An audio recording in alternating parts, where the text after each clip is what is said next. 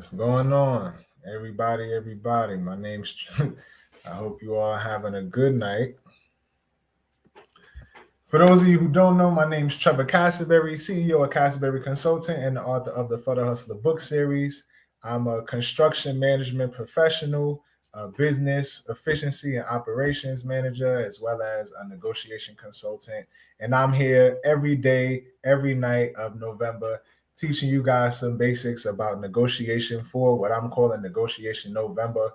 I'm here every night at 8 p.m. Whatever platform you're watching this on right now, just know if it's still November when you're watching this, I'm on tonight at 8. Tune in, right? So let's begin. Today, the number one thing I want to talk to you guys about is leverage. What is leverage? It's a word you hear all the time talking about negotiation and sales and marketing and things of that nature. What is it? How do you use it? How do you identify it? Give me the game, Trev. That's what I'm here for. So, as many of you know, when you look up a word, there's a bunch of different definitions online. I needed to come up with my own accurate definition of leverage that works specifically for payment negotiations and employee negotiations. So here it is. Tell me what you think. Leverage. What is leverage? Leverage is the control of an asset or resource that is desired by multiple people, groups, or organizations because they believe it is required to accomplish their primary goal. So there's four main points in here, four secrets within this definition that I need you guys to all understand that I want to break down tonight. Number one is that you need control, right? Control. You don't need to own the thing that you have leverage of. You just need control of it, or even the perception of control from the person on the other end of the leverage, right? Secondly, you need control of an asset or resource. So it doesn't necessarily need to be something that has a market value like a house or a stock. It can be a hammer. It could be a virtual assistant. It can be this crown, whatever it is. It just needs to be an asset that has a market value or a resource that will have a subjective or a objective value. Actually, no, it would be a subjective value to the other party because they need to have a use for it, right? So you need control over something essentially that the other party can use. Next, control of an asset or resource that is desired by multiple people, organizations, or groups, or essentially is desired by multiple parties.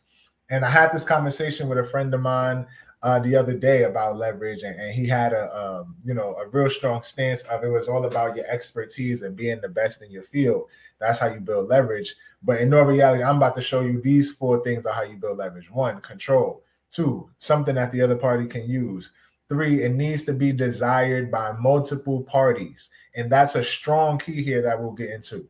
And four, those parties need to believe it is required to accomplish their primary goal, right? Belief that it's required to accomplish their primary goal. So let's dig into this.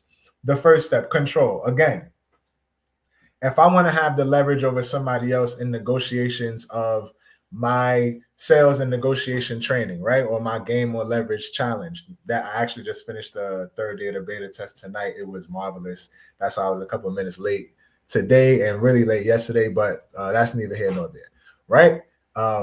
If I want to gain leverage by offering my negotiation training and game or leverage challenge, I need to have control of it or the perception of control. Obviously, I created it, I own it, so I have control of it. So the other person, the only way they can get it or the only way that they know how to get it is from me.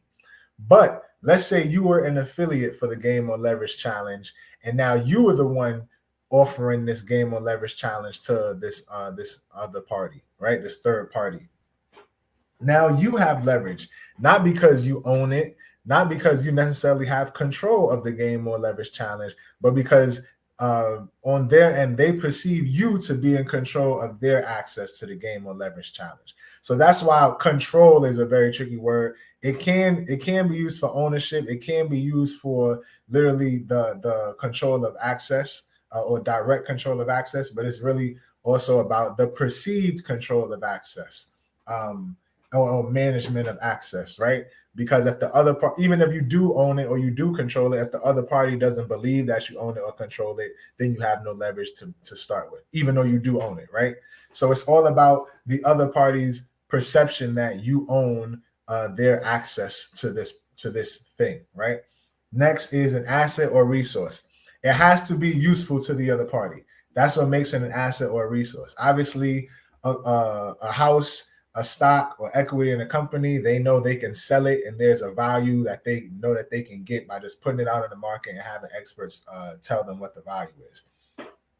But if you are stuck in your car and you just cannot open the door, you have nothing inside the car to try and break the window, right? You're not strong enough to do it with your bare hands. And I'm walking by, right, with I don't know, a hammer. Now that hammer and me being willing to break your windows is actually very, very valuable. No, at no other time would you likely ask me to break your window and help you, and help you shatter the windows of your car. But at this point in time, you actually want it because me breaking your windows is useful to you, right? So that's what makes me and my hammer and my ability to break your window with my hammer a resource in that instance. So you have to remember that you can have control of something that is valuable, but that doesn't make it a resource or asset that is useful to the other party unless they realize it, right? So you need control of something or the perception of control of something that they believe is useful to them, right? So, third part, that is desired by multiple people, groups, or organizations. It has to be desired by multiple people. This is because just think about it. Just think about it. If you want to hire me for my Game on Leverage challenge, but I say there's only 80 seats and I already have 79 people in it, you want that last seat so bad, right? It's as bad. You want that last seat more than you wanted any of those other 79 seats because you know that there's clearly other people who want to get into this challenge, correct? If you know not only that there's only one seat left, but that I have 50 other messages or 50 other meetings lined up right after you of people who want the same thing, and if you don't buy it, they're gonna definitely take it. You now want it. I now have the leverage. I now have the control. It's now something that I is obviously useful to you because you came to see it and express your interest. And now I know that it's desired by multiple people. And I know that you know this. Because remember, I need to know that I have leverage of something before I can offer it. But you need to know I have leverage of it before you're actually willing to buy it from me. So again, now perceived control, perceive the understanding that the thing is whatever I'm offering is actually useful to you, and third is other people want it. I'll give you a quick story about this. I remember when me and my wife moved into our first apartment. We were looking for an apartment that was $1,300 a month for rent. The one we applied for, our credit actually wasn't good enough to get us in, right? They wanted somebody with like a 400 credit, a 700 credit score, and ours was like a 660 or something like that. So they told us we actually didn't, we weren't, we couldn't apply for that first spot that we originally wanted, but they had some other apartments that we were eligible for, right? We go check out those other apartments. The one that we saw that day, like there were three that we saw that day. Whatever was the second one we saw that day or something like that, it was the perfect apartment. It was the one we ended up moving into it. And we saw it on the first day of looking at apartments. Why did we take it? One, obviously, the lady had control of it, right? Like I couldn't get this apartment without going through this real estate agent or her company. Two, it was obviously useful to me because I needed a place to stay with my wife so we could start a family. Three, the one thing she did tell me, I asked her, because I was thinking about, I really didn't want to go over budget and things of that nature. And I asked her, how long do you think this thing will be on the market? And she told me there's no way this thing will last on the market by the end of this week. And it was like a Tuesday or Wednesday. And I thought to myself, oh my God, and in my head, I came to a rationale of, well, there's no reason to keep on looking because if I don't find something better than this and it's not for this price, and I started making all these justifications on my own for why I needed to take that next step of saying, no, here's the down payment, here's our paperwork, we want it, let us have the apartment, right? But it was all because I knew that there was going to be other people who wanted this apartment. This lady could have honestly told me, looking back on it, that apartment probably would stay available for like another 30 days because of something that needed to, something that they wanted to fix, so they weren't pushing it too hard. But guess what? Because I wanted it so bad, I likely would have believed that other people wanted that same apartment, especially if they told me other people were still going to be able to see it. Main reason I wanted it, I'm 6'5". My whole life until I moved out, I was, actually until like end of high school, every apartment I lived in, I was able to literally put my hands in the air, walk and rub my fingertips across the ceiling because I was so tall and the ceilings were low. So I told my wife when we moved out, one thing that is a non-negotiable for me is the ceilings have to be high enough that I cannot touch them while I'm walking. I really don't even want to touch them when I jump straight up, right? The main reason being because I don't want to feel boxed in like I did when I was younger. So that was another thing that I told myself, what happens if all the other apartments in your price range got low ceilings and this, that, and I decided to buy it. But it was all mainly because I knew this lady had the leverage of, she had control of it. It was useful to me, and there was going to be a bunch of other people in the Bronx in the spring, either coming home from college or moving in from another city that needed a place to stay in such a good area, right? So that was the third part. And the last piece of leverage is the other party's belief that it is required for them to accomplish their primary goal. So let's go back to me getting my first apartment.